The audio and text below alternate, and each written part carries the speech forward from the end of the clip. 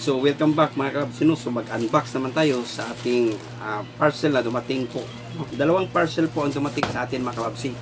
Yung isa mga kababsi is 24 volts po na power supply. And then yung isa is ito yung 2.1 na ZK-HD21 po, no, 2.1 na amplifier po mga kababsi, no? So tingnan natin kung gaano po siya kalakas yung amplifier nito. Then mostly po sa experience na nakita ko doon sa mga klase-klase po, mga comments po ng ZK-HD21, ito yung pinakamatibay at pinakamalakas na amplifier na 2.1 channel. So tingnan natin mga kababsino, mag-unbox na po tayo. Let's go. So unahin natin sa pag-unbox po mga kababsino yung power supply po natin. Ito ay 24 volts with 6 ampere.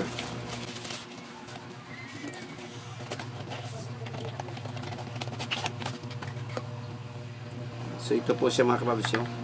Mayroon nakalagay na 24 volts, 6 ampere po, no. Wattage niya po ito is tingnan lang natin sa description kung ilang watts. Palagay ko is 150 watts po ito. Ito naman yung ZK-HD21 po, 2.1 channel amplifier. Medyo nanganganin lang ako dito mga kababsi kasi may problema siya sa packaging, no? Walang nakalagay na fragile. Yung karton niya is tupi na. ZK-HD21 160 watts times 2, and then 200 watts ang kanyang subwoofer. So mayroon po siyang subwoofer po mga kababsino na output.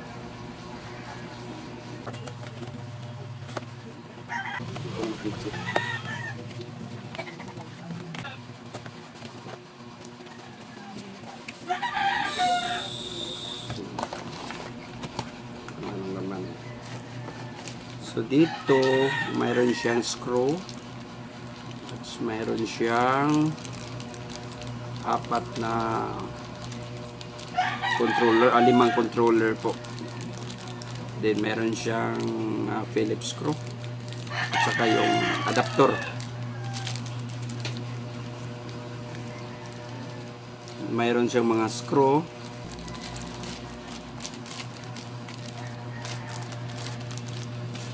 Then, meron siyang mga screw.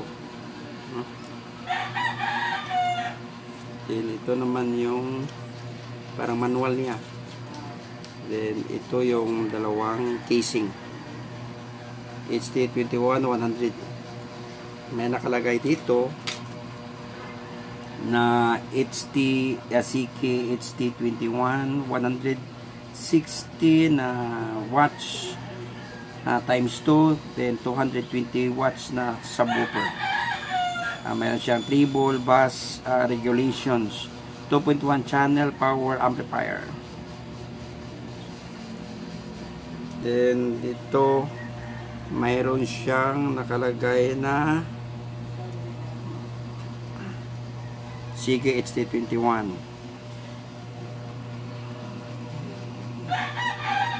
Nasa subwoofer frequency volume, treble, right and left channel, nasa treble and bass. Dito naman is yung mania na volume. Ito mayroon. So yung needed po siya ng volts po mga kababsino is 15 to 36 volts po yung needed niya.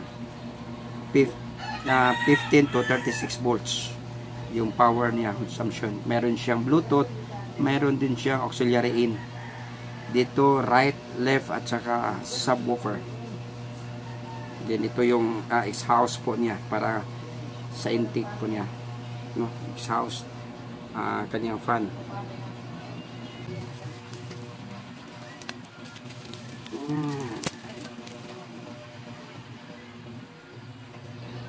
Ito po mga kababsino ang kanyang amplifier module. Mayroon siyang ditong apat po na knob. Meron siyang fan dito, si heatsink niya, dalawa po. Dito naman, mayroon siyang controller. No, dito is USB-in niya. Din dito sa likuran niya, may siya auxiliary in ng mga earphone jack, no, 3.5. Ito naman yung power supply niya in. Dito is yung mayroon siyang adapter dito, power supply din siya.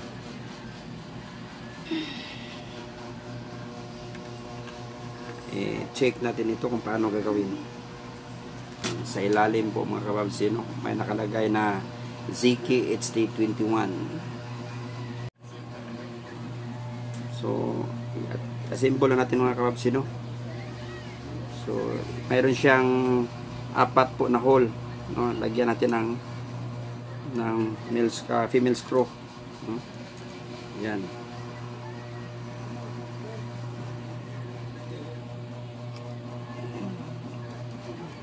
Ang liit po ng pisa po mga kababsi. Maliit po yung pisa niya.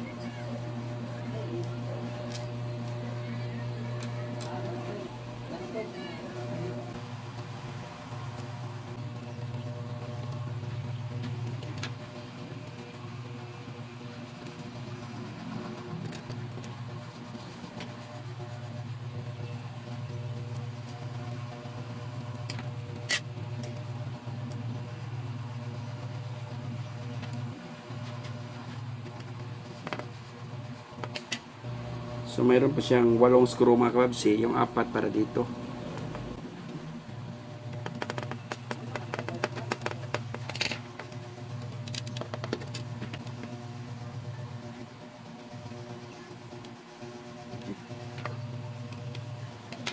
And then dito naman, yan, no? So lagay tayo ng pin siya. Yan, parang stand po siya mga kababsi, no? Yan, 4 din siya.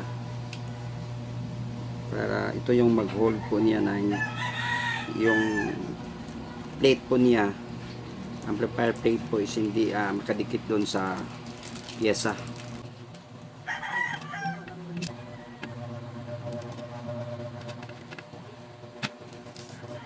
Siguro pag wala siya, light mo natin.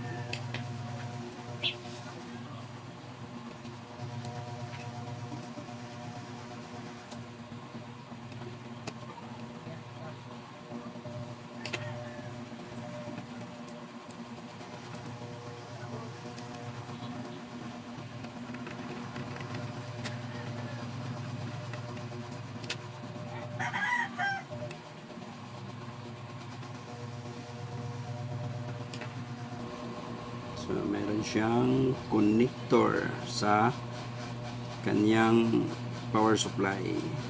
Yan. Adapter po siya. Ito naman is yung knob.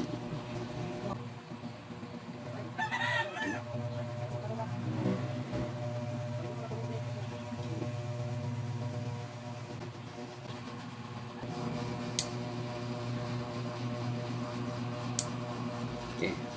So, kumpleto na po siya mga kababsi, no? Mayroon siyang frequency. Ito, frequency po niya sa subwoofer. Then, mayroon siyang volume po ng sub, no?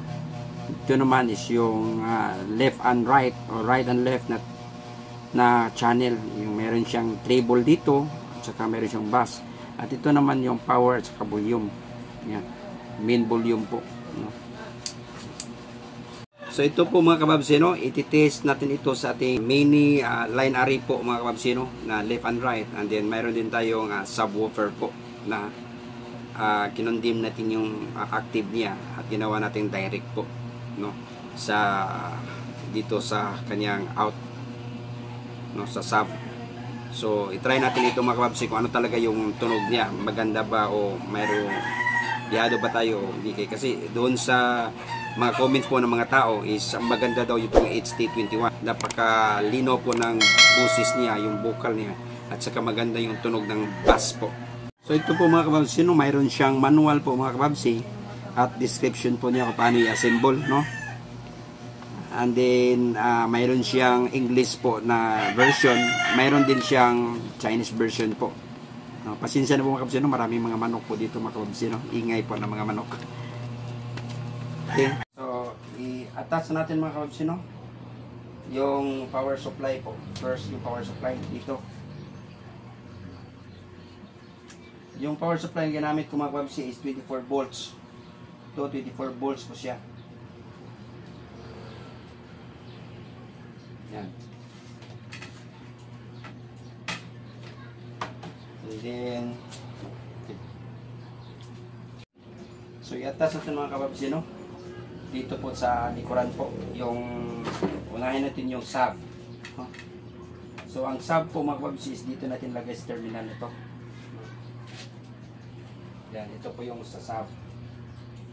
So, lagyan natin ito ng sub. So, mayroon siyang positive, mayroon siyang positive at saka negative. So, ito siya, yung positive, pag may pula is dito siya. Okay.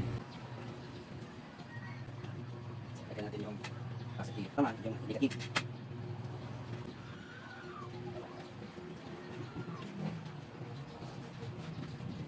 So, na-attach po natin yung sub po mga kababsi, no? Yan.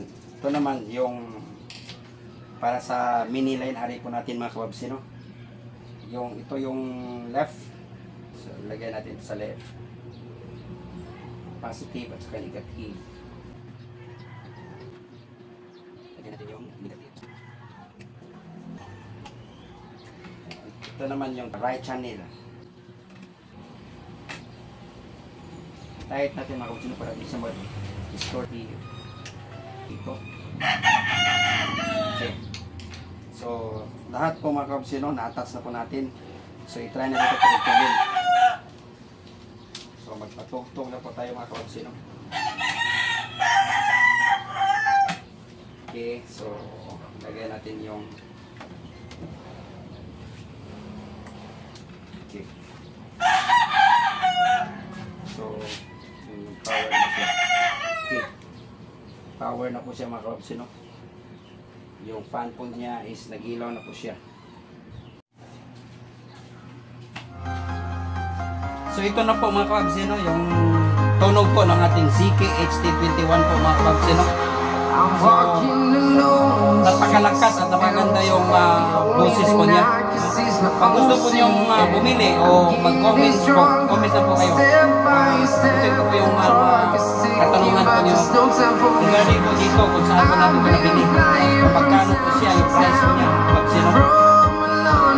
Sa 1,100 plus po na halaga mga pagsimayan na po ganito. So dito yung binary po po pag-sin. Nabili ko po ito sa surplus po na Korean. So ganito po yung kalakas. Kaganda yung boses po niya. Ito po yung dating soundbar ko po sa buffer. So pinundin ko lang po siya. Maganda po tunog din po.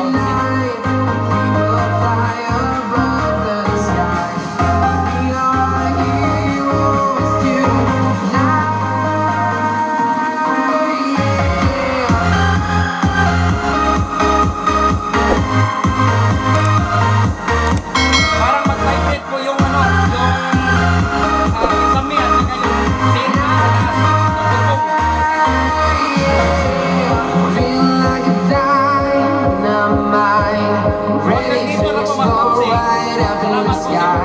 I need you to listen, I need you to hear.